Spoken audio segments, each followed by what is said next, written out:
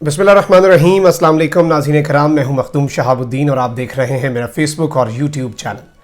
उम्मीद करता हूं आप सब लोग बखैर आफ़ियत होंगे और जहां भी होंगे अपने अहले खाना समेत खुश व खुरम होंगे।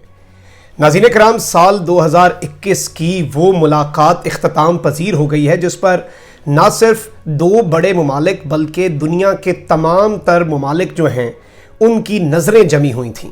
अमरीकी सदर जो बाइडन और रूसी सदर व्लादिमीर पुतिन के दरमियान मुलाकात जो है वो इख्तिताम पजीर हुई है और इस मुलाकात के अंदर कुछ ऐसी चीज़ें सामने आई हैं जो इससे पहले किसी भी दो मुल्कों के सरबराहाने मुमलिकत जब भी मिलते हैं तो इस तरह की मिसाल सामने नहीं आती। एक तो दोनों रहनुमाओं ने अलग अलग प्रेस कॉन्फ्रेंस करना मुनासिब समझा और मिलकर जो प्रेस कॉन्फ्रेंस है वो नहीं की। और ये कोई आम मुलाकात नहीं थी, ये कोई मुख्तसर मुलाकात नहीं थी, बल्कि ये एक समिट था। इसमें वक्फा भी हुआ, मुलाकात का जो दौर है दूसरा दौर भी चला और इसके अंदर पहले ही ये ख़त्म हो गई। और जितना वक्त अमरीकी वाइट हाउस ने कहा था कि ये मुलाकात चलेगी, ये नहीं चली और इसके अंदर जो डेडलॉक है वो अभी तक बरकरार है। दोनों रहनुमा जो है वो डटे हुए हैं और व्लादिमीर पुतिन की तरफ से एक बड़ा अहम और बड़ा वाज़ेह पैगाम ना सिर्फ अमरीका को पहुंचाया गया है बल्कि पूरी दुनिया को ये पैगाम पहुंच चुका है। इस मुलाकात का तमाम तर अहवाल जो है वो आज की इस वीडियो में आपके सामने रखा जाएगा। इस वक्त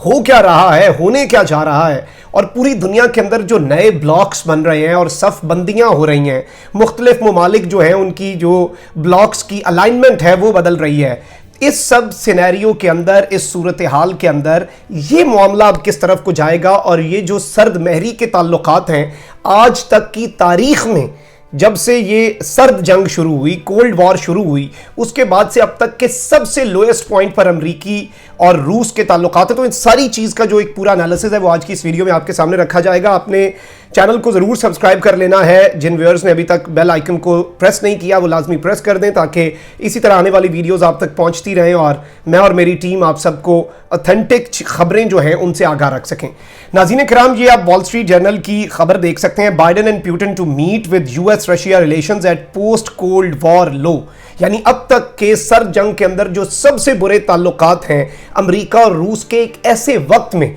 ये जनेवा के अंदर मुलाकात होती है, एक पूरा समिट होता है और इस समिट के दो दौर चले। इसका जो पहला सेशन था वो एक बड़ा ही एक्सक्लूसिव सा सेशन था और वो 1.5 घंटे तक चला और उस सेशन के अंदर अमरीकी सदर, रूसी सदर और फिर दोनों मुल्कों के जो वज़राए खारजा हैं यानी कि US secretary of state Antony Blinken और जो रशियन फॉरेन मिनिस्टर हैं सर्गेई लारोव, ये चार लोग थे और इनके अलावा जारी बात है जो इंटरप्रेटर्स थे, ट्रांसलेटर्स थे, वो मौजूद थे। इसके बाद 45 मिनट का वक्फा होता है और फिर ये नया सेशन चलता है जिसमें मजीद जो इनके करीबी साथी और करीबी मुशीर हैं जो कि इनकी फॉरेन पॉलिसी बनाते हैं वो इस समिट के अंदर शिरकत करते हैं। और व्हाइट हाउस ने कहा था कि ये समिट जो है ये 5 से 6 घंटे तक चलेगा और ये ब्रेक जो है ये भी लंबी थी, जितनी पहले बताई गई थी उतनी ब्रेक नहीं ली गई बीच में और ये समिट पहले खत्म हो गया। ये खबर आप अपनी स्क्रीन के ऊपर देख भी सकते हैं टेलीग्राफ की कि Biden Putin summit, US and Russian leaders and talks early and hold press conferences.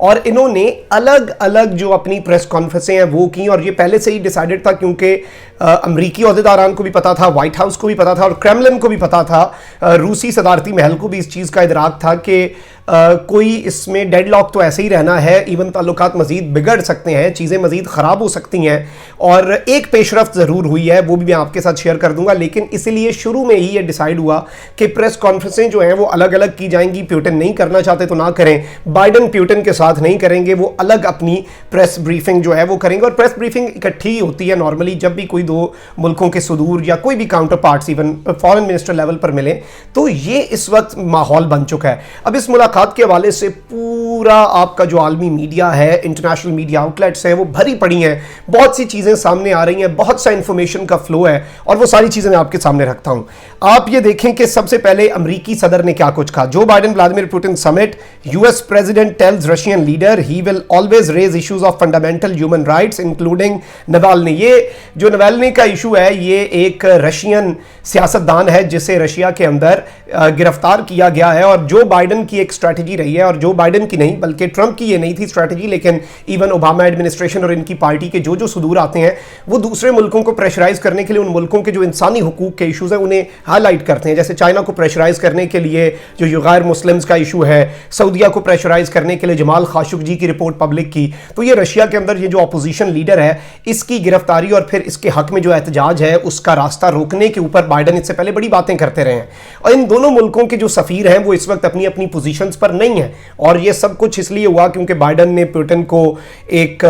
बिल्कुल दर्द दिल ना रखने वाला और एक बिल्कुल हार्टलेस कातिल का, जो कि सफाक कातिल आप कह सकते हैं, वो कहा, और फिर पुतिन ने भी उसका जवाब दिया और बड़ी अजीब से ताल्लुकात थे। इसके अलावा साइबर सिक्योरिटी के बड़े इश्यूज हैं, और रशिया के जो हैकर्स हैं वो अमेरिका के इलेक्शंस तक हैक कर लेते हैं, तो इसके ऊपर भी अमेरिका को बड़ी रिजर्वेशंस थी। तो इस सब के अंदर जो बाइडन ने ये बड़ी वाज़ेह बात कही और बाहर आकर कहा कि भाई मैंने पुतिन को बता दिया है इंसानी हुकूक के इश्यूज चाहे आपके इंटरनल हैं चाहे एक्सटर्नल हैं, हम उन पर ज़रूर बोलेंगे और हम उन पर हर सूरत बोलते रहेंगे। ये भी एक वाज़ेह चीज़ है कि जो डेडलॉक है वो बरकरार रहा। इसके अलावा व्लादिमीर पुतिन की तरफ से क्या कहा गया, ये रशियन मीडिया आउटलेट है स्पुतनिक न्यूज़, इसकी खबर आप देख सकते हैं। Putin says Russia US bear special responsibility for strategic stability as nuclear powers, यानी कि एटमी ताकत होते हुए दोनों मुल्कों के हाथ में पूरे खित्ते की और पूरी दुनिया की जो स्टेबिलिटी है, जो इस्तेहकाम है, वो इनके हाथों में है। और इनके अंदर उन्होंने ये बात कही कि ये पूरे का पूरा मामला जो है, हम दो मेजर न्यूक्लियर सुपर पावर्स हैं। एक तो स्टेटमेंट के अंदर ये भी था कि अमेरिका अकेला सुपर पावर नहीं है, रशिया और अमेरिका जो है हम उसे मानते हैं अमेरिका को भी, लेकिन दोनों मुल्क जो है वो major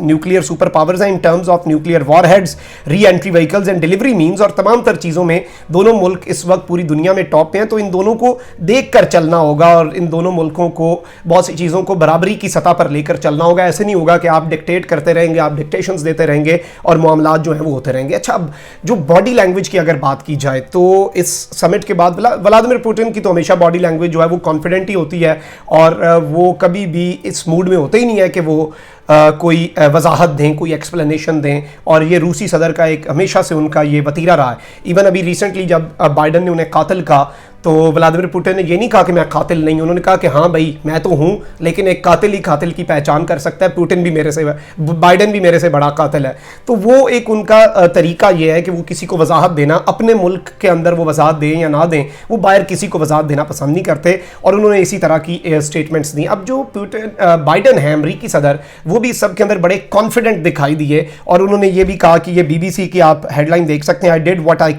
came to do at Putin talks, मैं जो करने आया था मैंने कर लिया है, मैंने जो कुछ पुतिन को बताना था मैंने बता दिया है, और मैंने जो टारगेट्स थे वो अपने अचीव कर लिए हैं। अच्छा, जो इसके अंदर एक जिसे आप कह सकते हैं पेशरफ्त हुई है, पेशरफ्त ये हुई है कि दोनों ने इत्तफाक किया है। अच्छा, ये भी बड़ी एक अजीब सी स्टेटमेंट है, इसे समझने की आपने कोशिश करनी है। दोनों ने इस बात पर इत्तफाक किया है कि जो हमारे सफ़ीर हैं उन्हें वापस अपनी अपनी पोजीशंस पर चले जाना चाहिए। ऐलान नहीं किया, ये तो ऐसे ही है कि नॉर्मल सिचुएशन में दो सुदूर मिले और वो कहें कि हाँ जी बेहतर तो यही है कि रूस का जो अमेरिका में सफ़ीर है वो अमेरिका में हो और जो अमेरिका का रूस में सफ़ीर है वो मॉस्को में बैठे। लेकिन इसे एक का पेशरफ्त नहीं कह सकते, लेकिन दोनों का इस बात का इकरार करना कि ये चीज़ जो है ये गलत हो रही है और सुफरा जो हैं, जो सिफारतकार हैं वो होने चाहिए वहाँ पर मौजूद, तो ये एक चीज़ बड़ी इंपॉर्टेंट है। और इसके अंदर मज़ीद चीज़ें भी सामने आ रही है कि पहला समिट जो है उसके अंदर जिस तरह से मैंने आपको बताया कि सिर्फ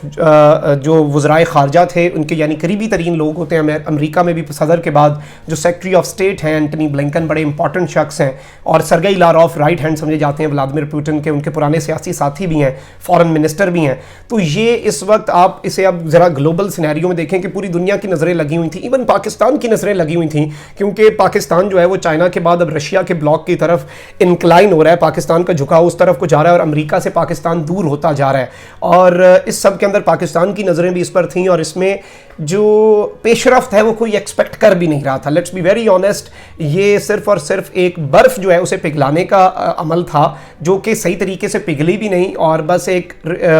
ये समिट हो गया और किसी भी तरीके से गुजर गया। और अभी बहुत सी चीज़ें ऐसी हैं जो दोनों लीडर सामने नहीं लाए और जो सामने नहीं लाई जा रही हैं, और ये वजह भी सामने नहीं आ सकी कि ये समिट जो है ये जल्दी क्यों ख़त्म हो गया, ये पहले क्यों कंक्लूड हो गया। अलबत्ता इसमें मज़ीद वक्त लग सकता था, उनके